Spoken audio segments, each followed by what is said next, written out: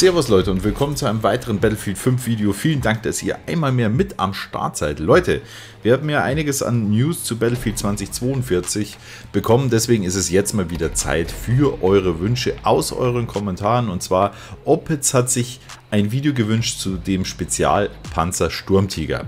Jetzt gut, Battlefield 5 existiert natürlich schon ein bisschen länger, deswegen habe ich mir jetzt gedacht, komm, lass uns gleich einmal durch komplett alle Spezialpanzer für jede Fraktion gehen. Das heißt natürlich den Sturmtiger für die deutsche Fraktion, den Churchill Crocodile für das Vereinigte Königreich und dann noch die zwei Raketenpanzer, einmal für Japan und einmal für die USA.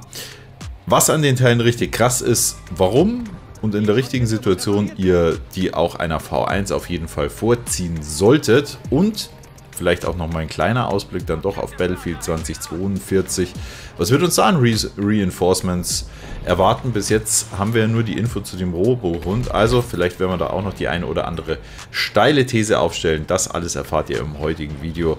Bleibt also gerne mit am Start und wir beginnen erstmal, wie bekommen wir denn überhaupt diese Reinforcements? Und zwar müsst ihr ja als Squad oder verdient man ja als Squad Anforderungspunkte. Das ist der Bereich, den man beim Squad Leader, also beim ersten Member ganz oben sieht. Diese Punkte, die man über Flaggen, Kills, Medic, Munition und so weiter sich alles erarbeiten kann.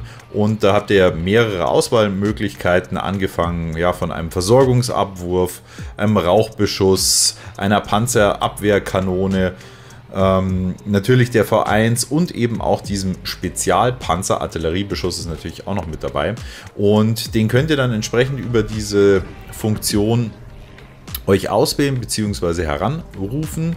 Und der einzige Nachteil ist, ihr kennt ja das Battlefield Spawn Menü für Fahr- und Flugzeuge. Das heißt, ihr könnt den nur über den Startbildschirm abholen.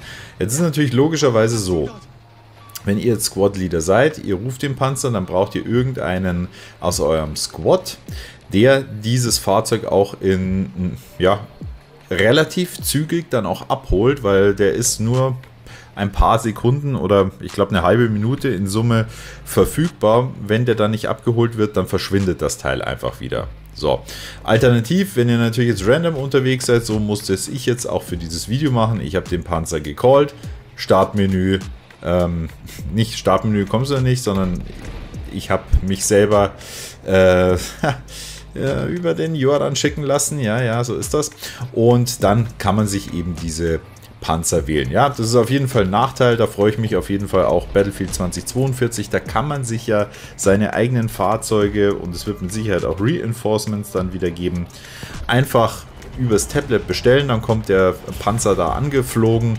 Und das ist auf jeden Fall sinnvoller als ja, die ganze Chose, wie das hier abgedeckt wird. So, und damit würde ich auch sagen, kommen wir zum ersten oder zur ersten Detailbetrachtung des ersten Spezialpanzers.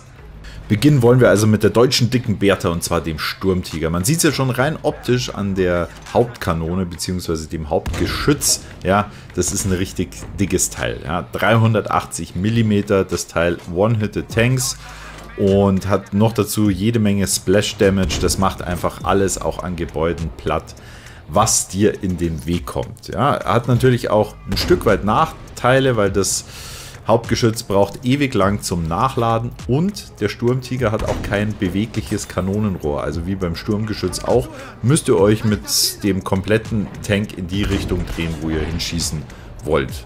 Aber klar, bei so einer gigantischen Kanone muss es natürlich auch ein bisschen einen Nachteil geben. Ihr habt noch als Fahrer Schnellreparatur am Start, Rauch und, was auch sehr, sehr nice ist, sind die Flares, die ihr abschießen könnt, also wie der Sniper auch, um Gegner um euch herum sichtbar zu machen. Und jetzt kommt der wichtigste Punkt beim Sturmtiger.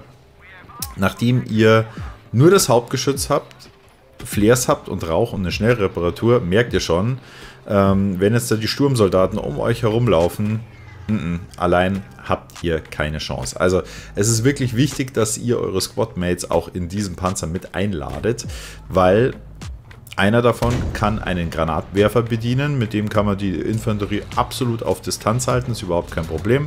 Am besten auch immer noch mal einen Versorger irgendwie für MG und dass der mal aussteigen kann und ja, auch noch mal extern rein reparieren kann, würde ich euch auf jeden Fall empfehlen. Wie gesagt, ein bisschen muss man sich dran gewöhnen, weil natürlich auch diese dicke Kanone auch eine relativ krasse Kurve im Abfall hat. Trotzdem ist das Teil absolut stark. Muss man ein bisschen defensiver allerdings auch spielen, auch wenn er Sturmtiger heißt, aber zum alleine reinpushen ohne Unterstützung, da ist das Teil dann doch etwas zu träge, aber richtig eingesetzt, bisschen auf Distance, bisschen auf Sicherheit bedacht und vor allem mit den richtigen Mates, ja dann gib ihm.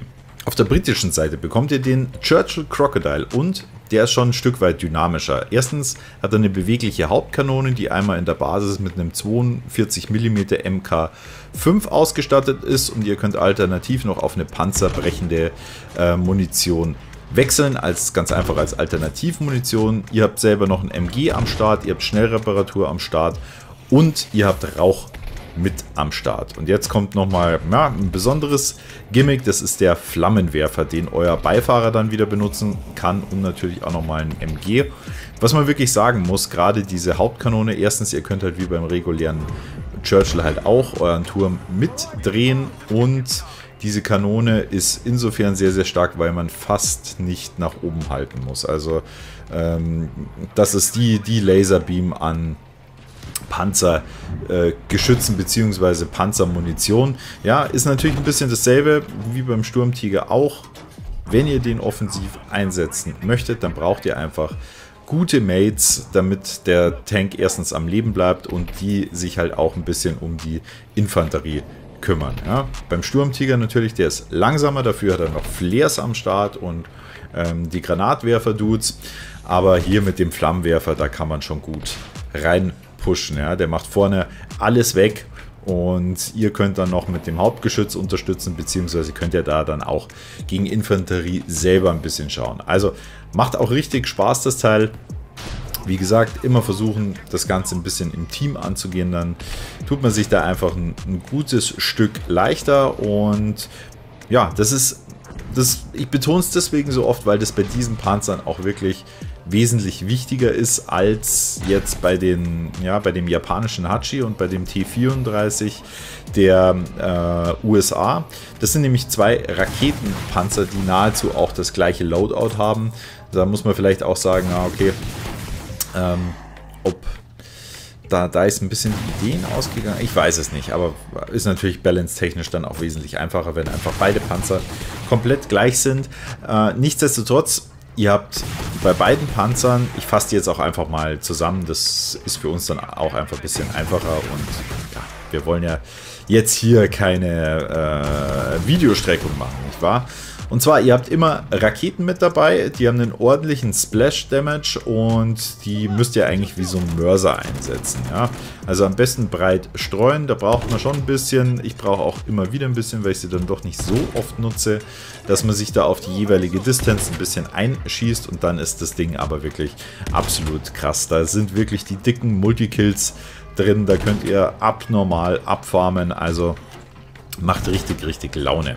Ihr habt selber noch ein MG dabei, die Schnellreparatur natürlich und den Rauch und, was auch nochmal zusätzlich ist, jetzt meint man, man hat ja schon mal die Spezialfähigkeit, nee, ihr habt noch dazu auch noch das Panzergeschütz, also eine ganz normale Panzerkanone mit am Start, auf die ihr dann auch nochmal switchen könnt. Also ihr könnt mit den Panzern Infanterie wegsnacken, ihr könnt gegnerische Panzer wegsnacken und ihr könnt auch so nochmal mit dem MG auf Infanterie gehen. Also ich würde fast sagen, das ist schon ein sehr, sehr kompletter Panzer. Wobei, ja, also so wirklich viel halten die Raketenpanzer jetzt im Gegensatz zum Sturmtiger und dem Churchill nicht aus. Ich finde, die Panzer haben alle so ihre Berechtigung, um hier mal ein kurzes Fazit zu ziehen. Klar, der Sturmtiger, der ist natürlich sehr, sehr unique mit seinem gigantischen Geschütz, hört sich krass an, spielt sich auch irgendwie geil, ist halt ja, richtig, da kommen die dicken Punkt auf den Tisch, wenn ihr versteht, was ich meine. Da geht was, ja. Der Churchill ist halt auch was Besonderes mit dem Flammenwerfer und ja, einfach ein bisschen dynamischer, ein bisschen schneller, und Hachi bzw. der T34 in Summe wahrscheinlich noch ein Stück weit die kompletteren Panzer, wenn man berücksichtigt, dass man die halt alleine besser bedienen kann, weil die spielen sich wie ein regulärer Panzer. Da seid ihr jetzt nicht so extrem auf eure Mates bzw. die Beifahrer angewiesen, wie das beim Sturmtiger und beim Crocodile ist. So, das war jetzt mal so ein kurzer Überblick. Jetzt lasst uns nochmal in Richtung Battlefield 2042 denken. Da wissen wir jetzt schon, dass dieser Robo-Hund, ihr erinnert euch, ja, ein Reinforcement werden soll. Also auch, man wird da auch Squad-Punkte verdienen können, und dann kann man diesen Hund für sich persönlich anfordern. Oder stand ja auch da, es ist nicht spezialistenabhängig. Ja, jetzt ist es natürlich eher so Infanterie unterstützend in Anführungszeichen, beziehungsweise hört sich erstmal ein bisschen personalisierter an. Also auch da wissen wir jetzt noch nicht zu viel. Das bleibt auch mal abzuwarten, wie sich das in Richtung, ja, Reinforcements, Artillerieschläge gibt es ja in der modernen Kriegsführung auch noch. Ob das dann ein Raketenangriff wird oder ein Flugkörper, der vom Zerstörer oder vom U-Boot zum Beispiel abgeschossen wird. Also könnte ich mir durchaus vorstellen, dass es da in die Richtung auch nochmal was geben wird. Vielleicht, weil es ein bisschen moderner ist, dann auch einen EMP-Angriff. Ich würde es auch cool finden, wenn wieder solche Spezialpanzer mit ins Game kommen, so wie es bei Battlefield 5 der Fall ist. Einfach nochmal so eine, ja, sowas Besonderes, unique, dass man dann auch nochmal anders einsetzen kann. Weil, um dann nochmal vielleicht darauf zurückzukommen, wenn ihr eine V1 ready habt beispielsweise oder auch einen Artillerieschlag, den setzt ihr halt einmal an, dann ist es vorbei. Klar, jeder hatte schon mal die Situation, dicker Multikill auf der Flagge mit einer V1, oder auch Artillerieschlag kann man auch gut strategisch einsetzen. Klar, der snackt auch ein bisschen was weg, aber auch einfach laufen dann die Gegner aus der Flagge raus. Macht auch Sinn, aber wie oft ist es euch schon passiert, dass die Gegner dann aus der Flagge wieder rausgelaufen sind oder den Bereich gewechselt haben oder ein Bomber kurz vor euch schon alles weggeholt hat? Ja, und dann habt ihr 40.000 Punkte da erspielt in der Runde, beziehungsweise es ist ja ein bisschen mehr, 41 und noch was, und habt dann ja einen Kill geholt. Ja, es geht ja auch nicht um Kills, sondern ihr wollt ja auch strategisch unterstützen. Man will ja die Runde auch gewinnen.